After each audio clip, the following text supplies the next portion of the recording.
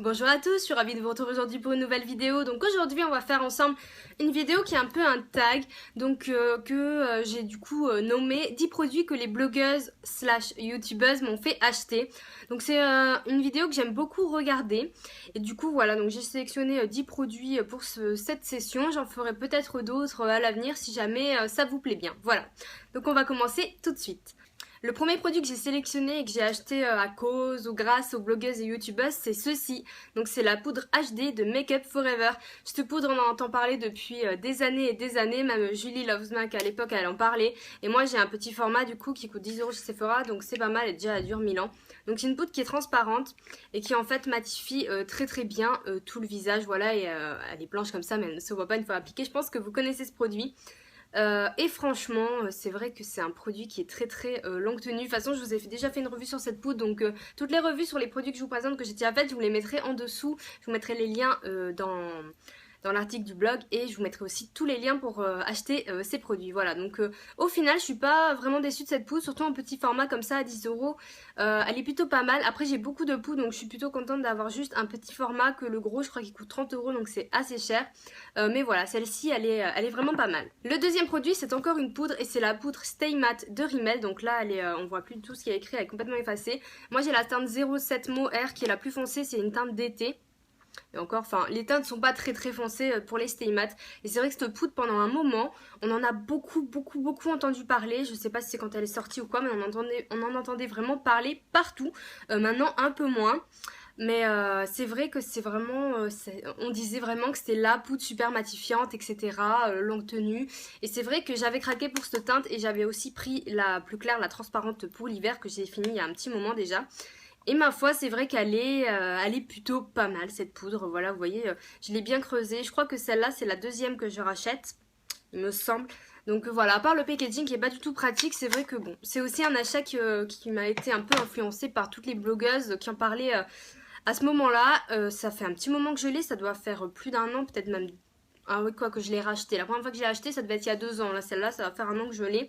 Et bon, je m'en suis pas trop servi cet été parce que j'avais d'autres trucs. Mais bon, ce serait bien que j'essaie de la finir. En tout cas, c'est un produit qui est plutôt pas mal. Troisième produit, j'ai choisi les blushs de chez ELF, les blushs studio. Et cela, c'est totalement à cause de Julie Loves Mac, surtout pour celui-là, qui est le célèbre Candid Coral. Donc, c'est un corail avec des paillettes dorées qui ressemblent vraiment au blush Orgasm de NARS, que j'aurais pu aussi mettre dans cette vidéo. Enfin, je l'ai pas acheté, mais j'ai acheté un kit dans lequel il est, pardon pour la lumière.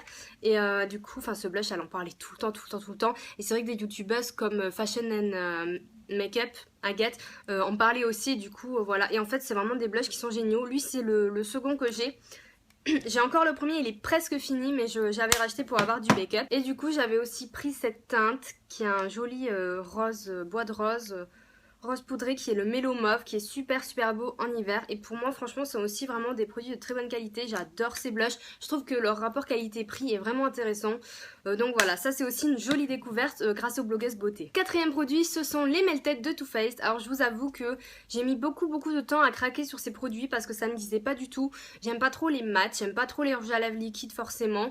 J'ai vraiment peur qu'il assèche les lèvres, etc. Mais c'est vrai que je suis tombée amoureuse pour cette teinte qui est la teinte Figue. Qui est sortie, c'est pas une des premières teintes qui est sortie, elle est sortie après. Et du coup, c'est vraiment cette teinte en fait qui m'a fait craquer pour les Melted. Je vous avais aussi fait une revue à leur sujet, donc je vous la mettrai en dessous. C'est un produit que j'aime bien, mais je suis quand même assez mitigée par rapport à certains points, donc c'est pour ça que je vous renvoie à la revue. Je sais pas si je regrette de l'avoir acheté, mais bon, au final, j'allais dire, je le porte pas tant que ça. Mais je l'ai acheté au printemps et ça, c'est plus une couleur d'automne-hiver. Donc du coup, c'est vrai que là, je l'ai pas porté depuis des mois. Donc on va voir quand l'automne va revenir. Peut-être même demain, je vais essayer de le mettre parce qu'il commence déjà là à pas faire très beau. Et voilà, mais ça, c'est typiquement, et je suis sûre que vous êtes comme moi, que les Melted, c'est vraiment les blogueuses et les youtubeuses qui vous en fait craquer pour ces produits. Ça coûte quand même 20 €, c'est plus cher qu'un rouge à lèvres MAC. Et à mon avis, ça tient beaucoup moins longtemps. Donc je suis un peu sceptique au niveau du rapport qualité-prix. Je trouve que c'est assez cher pour ce que c'est. Mais bon, voilà. Ensuite, un produit que j'ai pas avec moi, c'est le fond de teint Accord Parfait de L'Oréal, que je vais vous mettre juste là.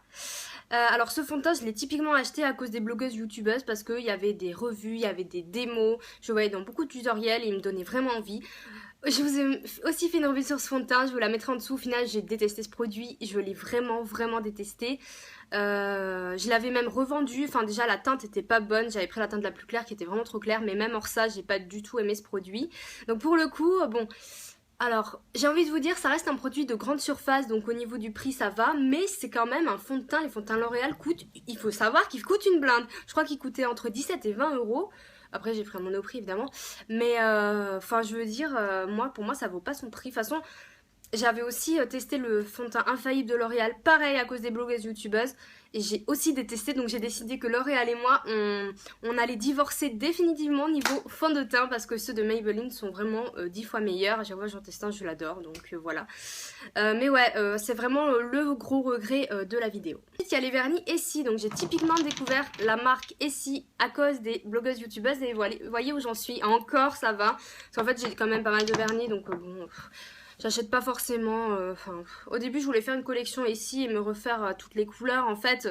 Mais voilà, comme il y a des couleurs que j'ai déjà, enfin je sais pas, je trouve que ça sert un peu à rien. Donc là j'ai celui-là que j'adore, c'est le Bahama Mama, qui est un bordeaux et je vais le porter là très rapidement.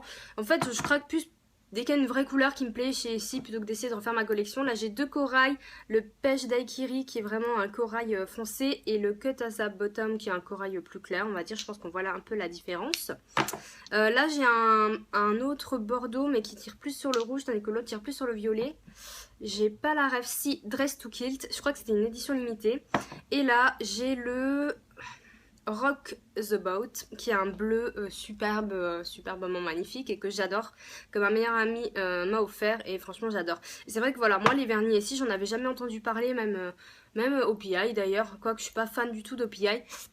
J'en ai un ou deux je crois et du coup ça a été aussi une belle découverte parce que bien ils font partie vraiment de mes vernis préférés avec les Dior et les Kiko Power Pro qui sont mes coups de cœur plus récents. Typiquement ce que les blogueuses youtubeuses ont dû, enfin toutes celles qui l'ont acheté c'est quasiment sûr que vous l'avez vu sur des blogs et des chaînes YouTube, c'est le Beauty Blender.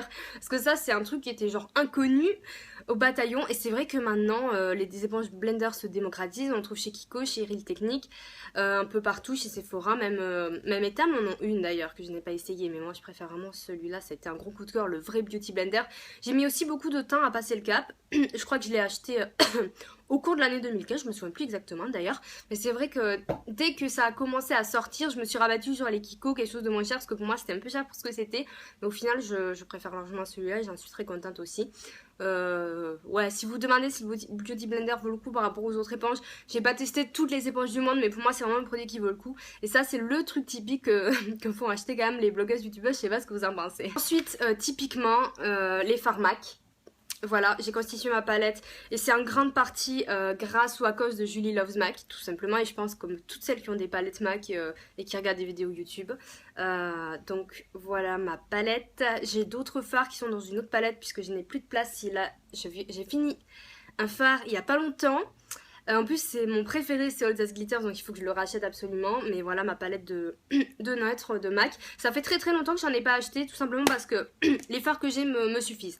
J'ai acheté vraiment tous les fards, je pense, dans ma collection permanente, qui me plaisaient vraiment chez MAC. Donc c'est vrai qu'au bout d'un moment, on se lâche, je vais plus vraiment regarder les fards, à part si c'est des éditions limitées du coup. Mais voilà, j'ai ma petite palette et c'est vrai que voilà, ça c'est vraiment le truc typique... du moins surtout à l'époque, voilà, c'était vraiment la folie des fards MAC. Et en tout cas moi c'est vraiment une des palettes que j'utilise le plus au quotidien, donc j'en suis très contente. Le dernier produit c'est ceci, donc c'est l'highlighter Marilumanizer de The Balm. Typiquement voilà, c'est vraiment c'est plus sur les blogs lui que je l'ai découvert. Cet highlighter champagne qui est extrêmement pigmenté, extrêmement lumineux, je sais pas si vous allez voir, mais c'est un truc de fou quoi. C'est un truc de fou ce produit. Et en fait de façon générale, c'est très lumineux. La marque The Balm, on l'a surtout découvert grâce aux blogueuses youtubeuses, je sais pas ce que vous en pensez. Mais moi personnellement, quand je parle avec les gens autour de moi qui sont pas forcément dans ce milieu, enfin qui sont pas fans de beauté plus que ça, The Balm, Kezako quoi. À part si une copine leur en a parlé ou si elles ont croisé en magasin, enfin voilà. Déjà, des fois même Too Faced Kezako, je vous le dis. Mais c'est vrai que The Balm, voilà, c'est une marque étrangère qui arrive progressivement en France et dans les points de vente sur internet, donc...